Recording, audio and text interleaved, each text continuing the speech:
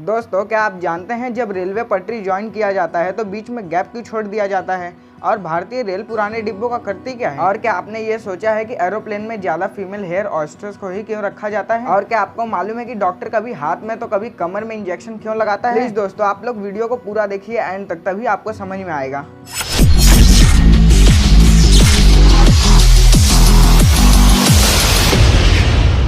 फटे पुराने जूते जिनकी कीमत कुछ भी नहीं होती और फैशन के नाम पर लाखों रुपए में बेचा जा रहा है। फ्रांस की कंपनी ने 100 लिमिटेड एडिशन जूते लॉन्च किए हैं, जिसमें एक जोड़ी जूते की कीमत 1,43,000 रुपए है। व्हाइट हाउस, लेकिन कई लोगों का मानना है कि ये एक भूतिया जगह है। यहाँ रह चुके कई लोगों आत्माओं को महसूस भी कर चुके हैं। अमेरिकन ऑथर जीना बश हैगर ने की थी। उन्होंने बताया कि व्हाइट हाउस भूतिया है।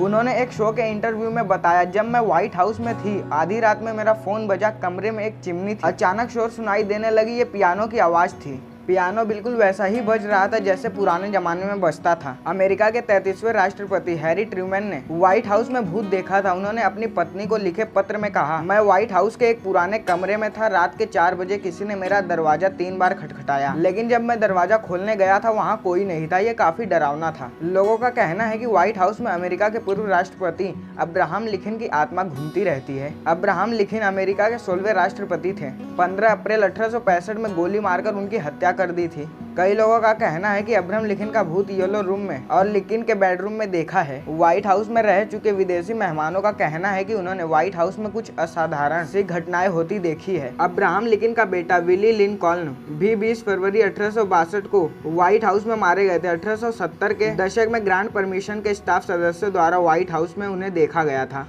क्या आपको मालूम है, जापान में रेलवे स्टेशन पर आत्महत्या करने के लगातार बढ़ रहे मामले को देखते हुए वहां के प्रशासन ने एक नया एक्सपेरिमेंट करते हुए 70 से ज्यादा रेलवे प्लेटफॉर्म और क्रॉसिंग पर नीले रंग की LED लाइट लगवाई। इसका एकदम नया प्रयोग का नतीजा बहुत सकारात्मक निकला। पिछले 10 सालों के दौरान आत्महत्या के मामलों में 84% तक की कमी आ गई थी। इस मशीन का नाम सार्को दिया गया है और अभी इसका प्रोटोटाइप पेश किया गया है। इस मशीन के जरिए ऑक्सीजन का लेवल बहुत ही कम कर दिया जाता है, जिसमें 1 मिनट के अंदर मौत हो जाती है। एग्जिट इंटरनेशनल नाम संस्था के डायरेक्टर डॉक्टर फिलिप नित्सचके ने इस मौत की मशीन को बनाया है। उन्हें डॉक्टर डेथ भी कहा जाता है। इस मशीन को ऐसे लोगों के लिए बनाया गया है जो बीमारी की वजह से हिल डुल भी नहीं पाते। इस मशीन को अंदर से भी ऑपरेट किया जा सकता है। बीमार व्यक्ति मशीन के अंदर पलके झपका कर भी मशीन को चला सकता है। इस मशीन में बायोडिग्रेडेबल कैप्सूल लगा है, जिसे ताबूत की तरह इस्तेमाल किया जा सकता है। दोस्तों, क्या आप जानते हैं एरोप्लेन में ज्यादा करके फीमेल एयर होस्टेस ही क्यों रखा जाता है? चलिए जानते हैं। एरोप्लेन में अगर आपने भी उड़ान भरी है तो आपने देखा होगा कि आपकी मदद के लिए फ्लाइट में अटेंडेंट हमेशा तैनात रहती है। यह होती है एयर होस्टेस, जिनका काम होता है आपकी यात्रा के दौरान आने वाले किसी भी मुश्किल को आसान करना। भारत की एयरलाइंस कंपनी गो एयर ज्यादातर महिलाओं को ही काम में रखती है, क्योंकि कंपनी का कहना है कि महिलाओं का वजन कम होता है, जिससे वो हर साल $5 लाख तक का ईंधन बचाती है। ये घटना आज से 42 साल की पहले की है, जिसके बारे में जो भी सुनता है वो हैरान हुए बिना रह जाता है। इसे हवाई उड़ानों के इतिहास में सबसे अजूबा और कभी न सुलझने वाला राज के तौर पर जाना जाता है। 21 अक्टूबर 1978 का वो दिन था जब ऑस्ट्रेलिया के पायलट फ्रेडरिक वेलेंटिक सेस्ना 182 विमान में मेलबोर्न से किंग आइलैंड के लिए उड़ान भरते हैं, लेकिन उनकी उड़ान हमेशा के लिए एक घटना बनकर रह जाती है, क्योंकि वो कभी अपने किंग आइलैंड पर पहुंचे ही नहीं। रास्ते में ही कहीं वो आसमान से ही विमान सहित गायब हो गए और कभी मिले ही नहीं। पायलट के आखिरी शब्द कुछ ऐसे थे, huge strange aircraft is hovering on the top of plane. 2 second बाद पायलट ने फिर से कहा, it is not a craft. फिर वो एरोप्लेन हमेशा के लिए गायब हो गया। क्या आप जानते हैं, चीन में एक ऐसी रेलवे लाइन है जो रिहायशी इलाके से होकर गुजरती है। अब आप सोच रहे होंगे कि आखिर इसमें क्या खास बात है। ऐसे ट्रैक आपने भी देखे होंगे, तो जनाब इसमें खास क्या है? वो ये कि ट्रैक किसी गली या मोहल्ले में बना रेलवे क्रॉसिंग नहीं है, बल्कि ये ट्रैक एक बिल्डिंग के बीच से होकर गुजरती है। ये ट्रैक चीन के चॉन्किंग की एक बिल्डिंग से होकर गुजरती है। इसे माउंट सिटी भी कहा जाता है, क्योंकि यहाँ ये एरिया चीन के सबसे अधिक भीड़ भाड़ वाले क्षेत्रों में है, जहाँ करीबन 33 मिलियन लोग रहते हैं। क्या आप जानते हैं डॉक्टर हमें कभी हाथ और कभी कमर में इंजेक्शन क्यों लगाते हैं? हाथ या कमर में इंजेक्शन का चुनाव बीमारी के आधार पर नहीं होता, बल्कि इंजेक्शन में मौजूद दवा के आधार पर होता है। इस प्रकार के इंजेक्शन जिनमें मौजूद लिक्विड खून में आसानी से मिलकर प्रभावित हो सके उन्हें हाथ में लगाया जाता है, जिसे सरल भाषा में हल्के इंजेक्शन कहा जाता है। और कमर में वो इंजेक्शन लगाए जाते हैं जिनके अंदर मौजूद लिक्विड ब्लड के साथ आसानी से समायोजित नहीं होते। लिक्विड के खून में मिलने की प्रक्रिया के दौरान मरीज को दर्द हो सकता है। दर्द के एहसास को कम करने के लिए इंजेक्शन को कमर में लगाया जाता है। पटरियों के बीच इस तरह के गैप को छोड़ने के पीछे के क्या आप कारण जानते हैं? दरअसल गर्मी के समय लोहे से बनी पटरियां भारी भरकम ट्रेनों के भार से फैलने लगती है, जबकि सर्दियों में ये सिकुड़ जाते हैं। ये लोहे का सामान्य व्यवहार है। लोहे के इसी व्यवहार को देखते हुए पटरियों को जोड़ते वक्त एक छोटा सा गैप छोड़ दिया जाता है, ताकि गर्मी के समय में जब ये पटरियां ट्रेन के वजन से फैले तो इन्हें फैलने के लिए पर्याप्त जगह मिल सके।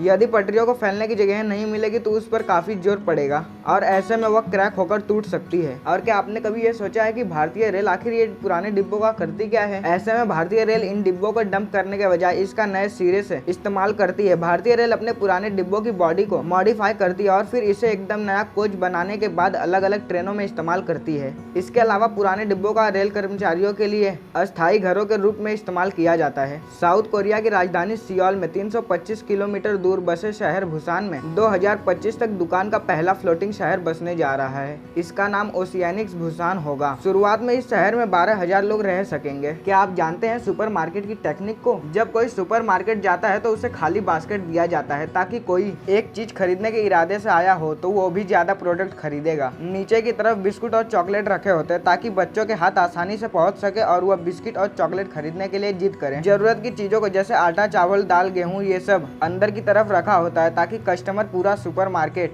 के सारी प्रोडक्ट्स को देखे। इसमें उसका मन ललच जाएगा और वह कई सारे प्रोडक्ट खरीदेगा। सुपरमार्केट में घड़ी और विंडो नहीं होती है, ताकि कस्टमर को अपने कीमती वक्त गुजारने का एहसास ना हो। क्या आप जानते हैं सनक जी एक ऐसा कोरिया डिश है, इससे दुनिया में सबसे खतरनाक फूड में गिना जाता है। इस डिश में जिंदा ऑक्टोपस को छोटे छोटे टुकड़ों में काट कर खाया जाता है। इस डिश को खाते समय अक्सर ऑक्टोपस लोगों के गले में चिपक जाते हैं और उनकी मौत हो जाती है। और क्या आप ये जानते हैं कि इंडोनेशिया में अगर कोई भी किसी बच्चे का रेप करता है तो उसके शरीर में केमिकल डालकर उसे नपुंसक बना दिया जाता है।